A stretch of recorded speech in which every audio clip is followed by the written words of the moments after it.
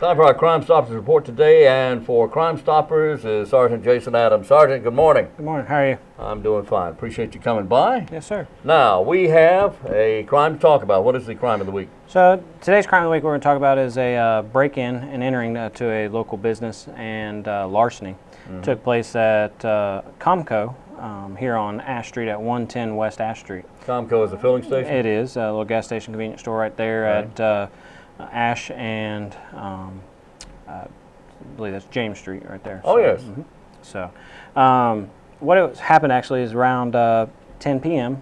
A burglar alarm went off, and Goldsboro Police Department responded. And when they responded, they actually found that the front glass had actually been broken out. The business was closed. The business was closed. Oh, yes. okay. Had just closed not too long prior to the incident, and found the glass broken out. Officers actually went in, cleared, make sure no one was on scene and everything. No one was found. However, they could see that the store had been disturbed and everything. So the business owner responded. When he responded, they did an inventory of the store, did look at some surveillance video that they had at the time, and was able to see that several packs of cigarettes were taken. Okay. And an inventory of those showed that 30 packs of Newport cigarettes were actually taken. So doesn't sound like a large money item. However, you know, several packs, 30-some packs, you know, does over. That's a lot of cigarettes. Yeah, that's it's over 200, almost $200-some worth of cigarettes that were stolen. Okay. So then they put them in a backpack and left. It was actually two suspects.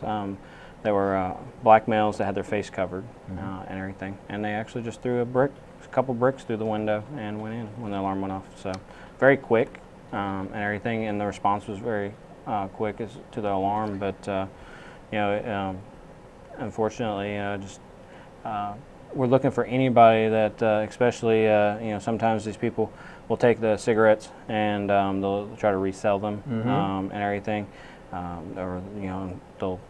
You know, you see a large quantity, and you see this person's just randomly, especially in a backpack, they're just grabbing them out of their backpack and everything, and you're like, where'd you get all these cigarettes? Where'd you get the cigarettes? Right. Yeah. So anything is really, I mean, you see something to that effect, or see someone that's trying to sell them, or get rid of a large amount of cigarettes. You know, we're just looking for any help. That is quite a haul there, over $200 worth of cigarettes. Oh, That's a lot of cigarettes. That is. Yeah, and it, like I said, you know, we've had other incidents in the past where that's happened, other convenience stores, and you know, so I won't say that it's a new trend or anything like that, but you know, there's been incidents in the past we've had, and you know, those are being investigated, or were investigated, and everything. But this one, you know, we do, like I said, we do have some surveillance video footage. Unfortunately, their faces were obscured by being covered. So really, just kind of need the help of the public on this one. This trend, there's a name for that, crash and run or something like that. Smash and grab. Smash and grab, Smash that's and grab. it. So smash the door and then go and grab and then run. You know, and unfortunately, a lot of these alarm companies, you know, you know, a lot of people that have alarm systems, they think that it's a deterrent for one. They are good, and and it does help us for our response time. And everything, because you know, we may not know that it happened, you know, unless just driving by. Right. So, but unfortunately, you know, it does take time for it to go through the dispatch and stuff like that, and you're talking just a couple of seconds after the window breaks in and out. You know, so, and especially at 10 o'clock at night, there's still some traffic on Ash Street. Still, people, you know, may have been in the downtown area, you know, on Center Street. This is not far from the traffic circle. No, it is not. The main traffic circle on Ash Street. Correct. It's only a block away. Just a block away. Just one block away. You know, know, as you said, corner of Ash and James. Ash and James, right. So if you're coming around the circle heading west, and everything would be on your right-hand side. If you're coming into the downtown area heading east, it would be on your left-hand side. Just a little convenience store right there on the corner, and everything. So.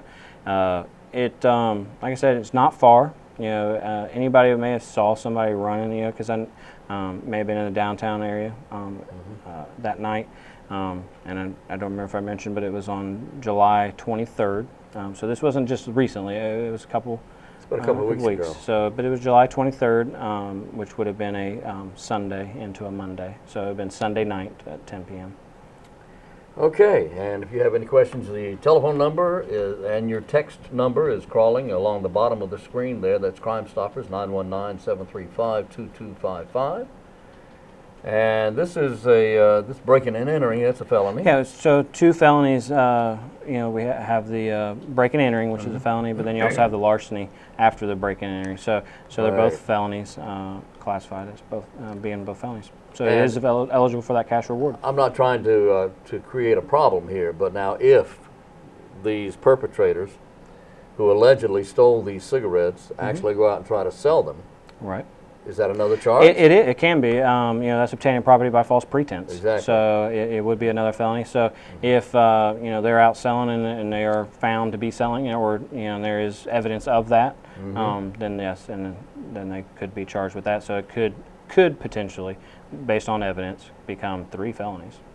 I don't want to take this too much further, but let me ask you this. Yes.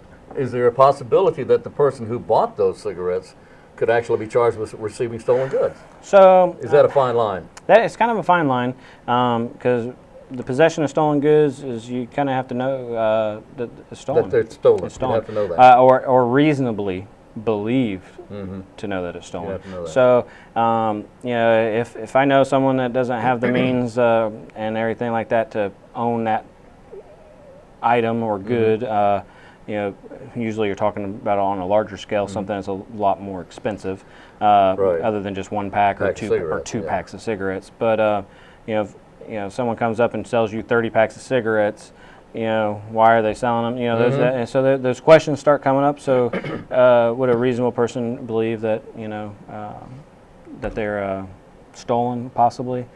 Then yes, like I said, it's a fine line. Again, you have to have that little bit of that evidence, or not a little bit of it. You have to have that probable cause, that evidence for the charge. However, it could be something that would be investigated and looked into. Yes. All right, discussing points of law here, and I appreciate that, but not end the speculation now, and just say that crime has been committed, and this is a crime of the week.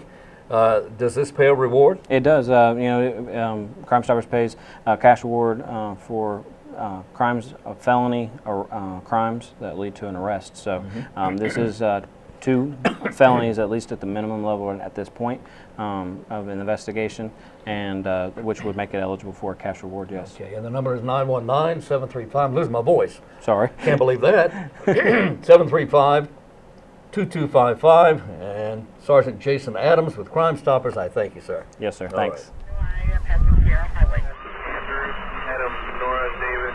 Edward William Sam. First, phonetically, Adam Henry, John Adam.